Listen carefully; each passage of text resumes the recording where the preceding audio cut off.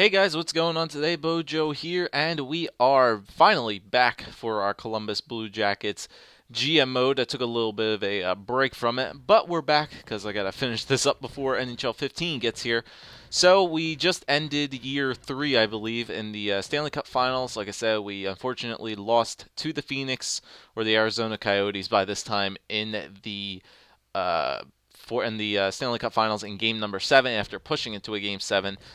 Lost 2-0 in game number 7, just couldn't find any scoring behind Mike Smith, and they just completely held us there. So I guess in this video we're going to do a kind of our usual pre-draft video so you guys can help me make some decisions on some things, because there are some certain things we need to take care of about contract wise, if there's going to be anybody that we trade at the draft to maybe move up into the draft if we possibly need to, which is why I'm going to go into a simulated day before the draft so we can check out the prospects, all that good stuff, progress reports, everything, all that good stuff. We'll wrap it up in this episode. I did awards last time, so that is one thing I don't have to do, but we'll simulate up to the first day before the draft, and then we'll check out the prospects and all that stuff. So Mills, Mangapane, Gurnett, Cobham, and Allen. Okay. No names I recognize, that's for damn sure, even though we're in year 3. And we got the retirements in year 3. All right, so let's see who we got here. All right, Lovejoy, Chris Kelly. Yeah, so a lot of big names are going to be retiring this year. So Chris Neal, Hossa, Ferentz, Tanguay, Morrow, Franzen, Weiss, Briere, Hendricks, Brian Campbell, Robin Regeer, Mitchell, Jokinen, Cook, Gianta Ryder, Harold Fisher, Brad Richards, Chris Phillips, Phoenix, Derek Morris, Mike Rupp, Dan Boyle, and that's about it. So I don't think we had anybody correct. Nobody for Columbus. Nope, nobody for Columbus. And then goaltenders, we have Luongo and Vokoun. Okie doke. And I think I saw Brian Boucher's name down there as well. All right, so trading block, I'll do that when I get there. But we're gonna check out the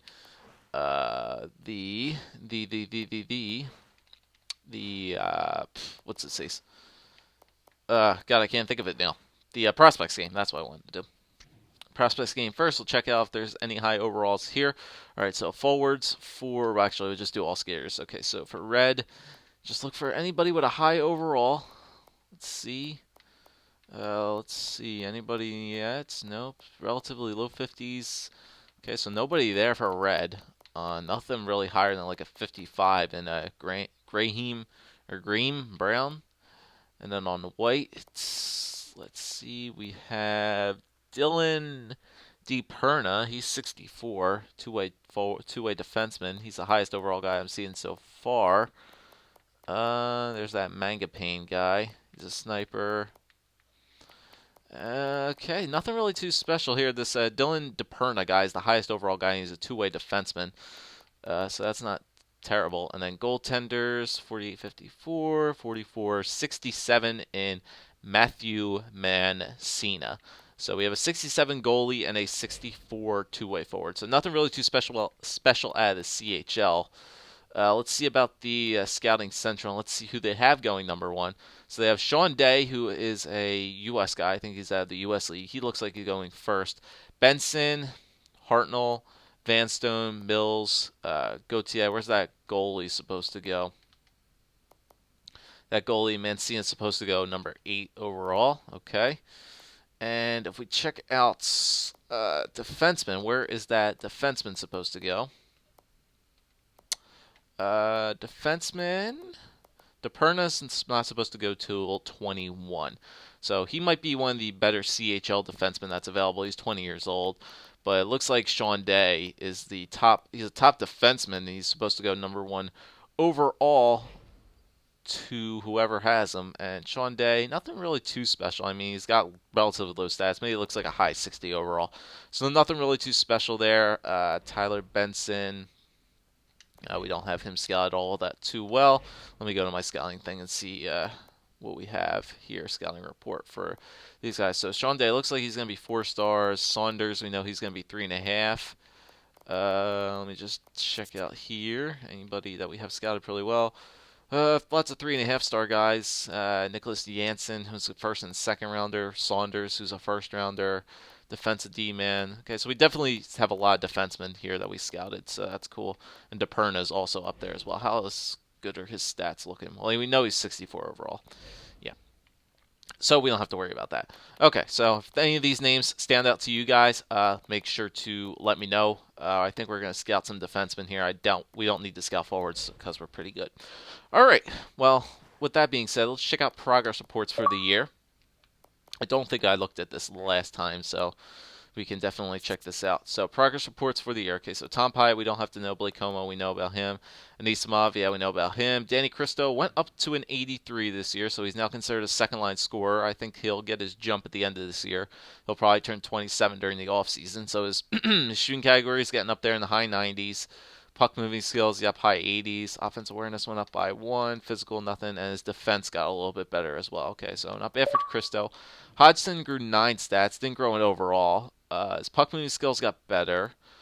His offense awareness getting a little bit better. Skating, physicalness, and defensively got a little bit better. Okay. Dubes, yeah, we know about Dubes. He's getting statistical growth, which is good. As long as it's not natural growth, he'll still be sticking around here. What's the defensive category looking like? Yeah, he's still solid defensively. 85, 86, 87. Still good.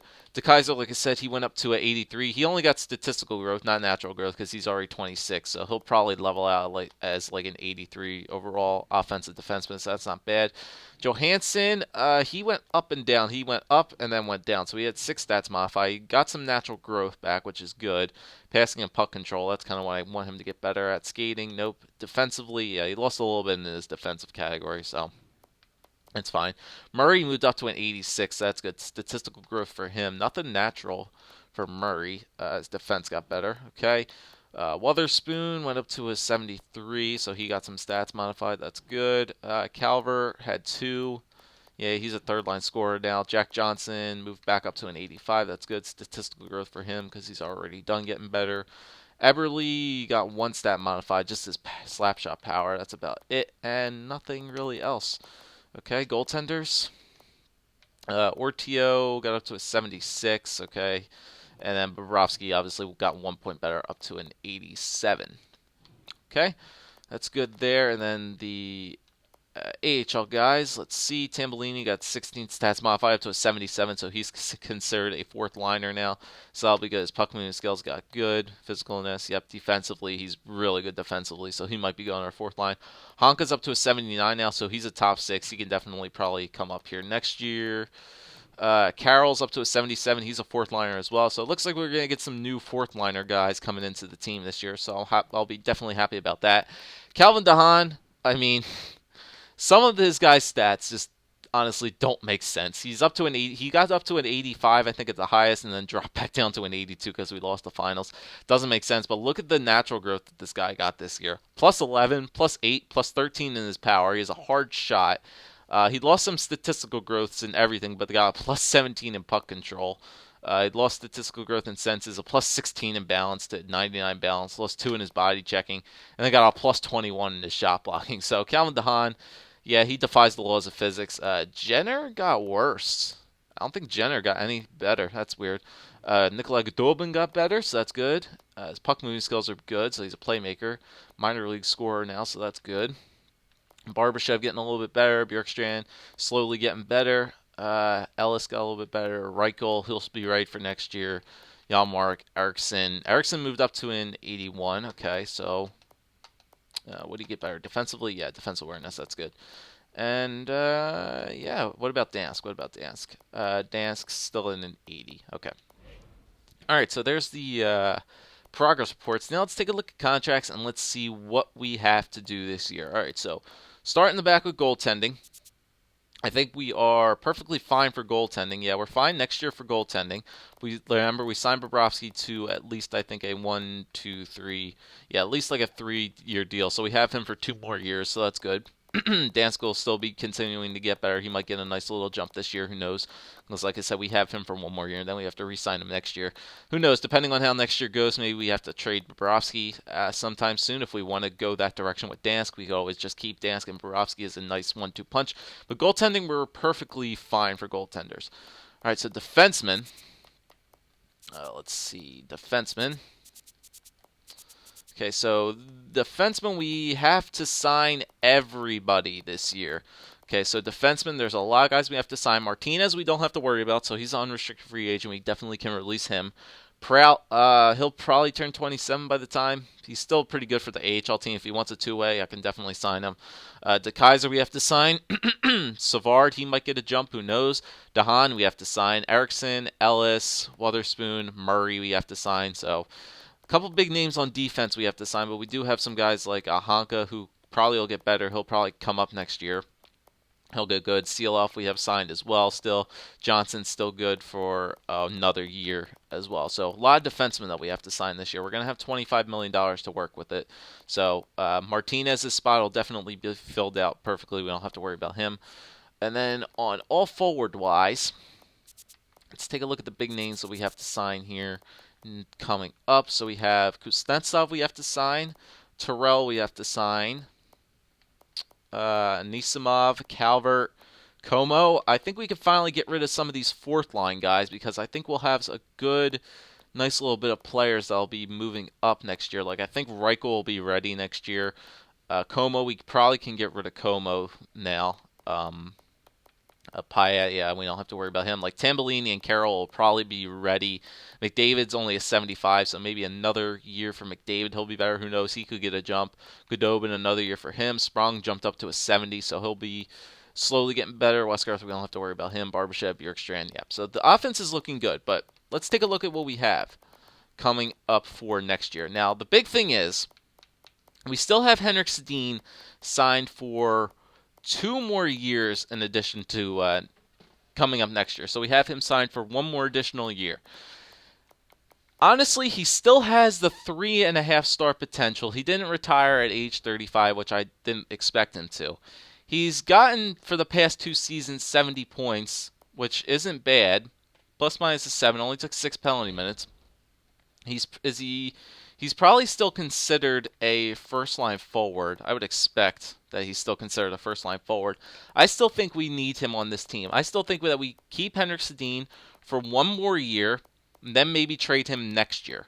I think that's the best decision that we have to do here. Keep Henrik Sedin 1 more year. This will be the last year that we keep him because he still did a pretty good job for us. I mean, we saw at the end of the year that he definitely helped the team out to definitely make a big push for the playoffs. I don't think we have any big salary cap problems that may come up this year. I mean, Kuznetsov might ask for a little bit of money, but I don't think that'll be too hard to handle. But I still think we keep Sedin. So next year it'll be definitely Kane, Sedin, and maybe Everly on the first line if he doesn't drop. Who knows? Second line, what are we looking at here? Second line looks like it's going to be Johansson, Hodgson, and a sniper, I guess. Maybe Atkinson again on that second line. Who knows? He might be getting a little bit of a drop. He might get better. Who knows? Third line, even though Christo is considered a second liner now, we have a lot of good depth on this team. So, but we also do have the potential to trade a bunch of these guys away. Like some guys do have some good value held on to them. No doubt, like Sedin would probably still have some value held onto him, but I don't think we need to trade him because we still need that first line center, and I think he did a really good job for us at the end of the year as well as after the trade deadline. So I still think it's good that we hold on to Sedin. And then pretty much we just have a lot of guys coming up this year that'll help out our fourth line. So like I said, we can get rid of Como for less money. We don't have to worry about him.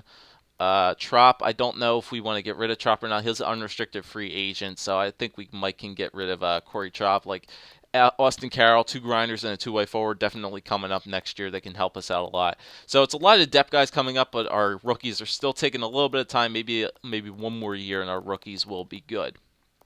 So like I said, if we were rolling next year with our lines, it looks like it's going to be Kane, Sedin, and Eberle. Then Johansson, Hodgson, and Kuznetsov, Atkinson, Christo on that second line. We're going to have a good second and third line. Third line's probably going to be Dubes, Christo, or Atkinson, and Kuznetsov again. And then the fourth line probably could be Anisimov, could be Calvert, could be Reichel, Tambellini, Jenner. We have a lot of players that we can play in different spots. And if we do have a increased amount of forward prospects, as well as some NHL type players, we can trade them for the necessities that we need. So I think we'll be good. Defensively, I think we're pretty solid now that Murray's at 86. He's slowly getting better. Johnson's still pretty good. De Kaiser, Seeloff, Dahan, Erickson. A lot of our defensemen are still relatively young, especially with some of the guys that are coming up. So we can see what we want to do from there. And then, like I said, goaltending with Bobrovsky and Dansk. So honestly, I think we're pretty solid moving into next year. I don't think we need to make any cap room. I think we should be fine. I mean, I will double check it though. Let's see. That'll be the last thing to check before we end this here. So Martinez, we don't have to worry about him. Prout doesn't apply. De Kaiser, he may ask for about 4, so that'll bring it down to about 21. Savard might be ready. I don't think he'll ask for much, maybe about 2, so we'll push that down to 19. Erickson might ask for a little bit. He might want 3, so I'll push it down to 16. Dahan might ask for a lot. Actually, no, he's still relatively a low overall. Because of his overall, he might not ask for that much, so maybe about 3 for Dahan. So 13. Ellis, we won't worry about him. Weatherspoon. Murray might ask for a lot. Murray might ask for like 6 or 7, so that might bring it down to like 7-ish, I think. I think that's it for them. Kuznetsov might ask for a little bit. He might ask for like 4 or 5, so that might bring it down to like 3. Calvert, we'll have to see. I still think we'll have enough money. Yeah, I think we might have. Yeah, we'll have enough money since we're going to be dropping some guys off too. Yeah, we'll have enough. And Nisama might be the one guy who might take a little bit of a hit, but he might ask for a little bit less money considering that he has 3.2 mil and he's already 81, 28 years old. Yeah, I think we'll be fine for cap. I don't think cap is an issue here. If there is one guy that we can't sign, then obviously we can take care of that. But honestly, I don't think cap's a problem. Let me know what you guys think going into this draft. Do we make any trades to move up into the draft? Because we are going to have one of uh, I think the 29th pick in the draft. So do we move up for something? Do we stay at number 29 and take one of those risks on one of those 3.5-star players that we might pick up? Let me know what you guys think. Do I update my trade block for anything? Do I put any players on the trade block? All that good stuff. So that's all going to be put in your guys' hands. Let me know what we think we should do as we move into the draft and then free agency next. Re-sign and then start free agency next episode. Let me know, guys. So leave a like, leave a comment, and subscribe if you guys are new. And I'll see you guys next time.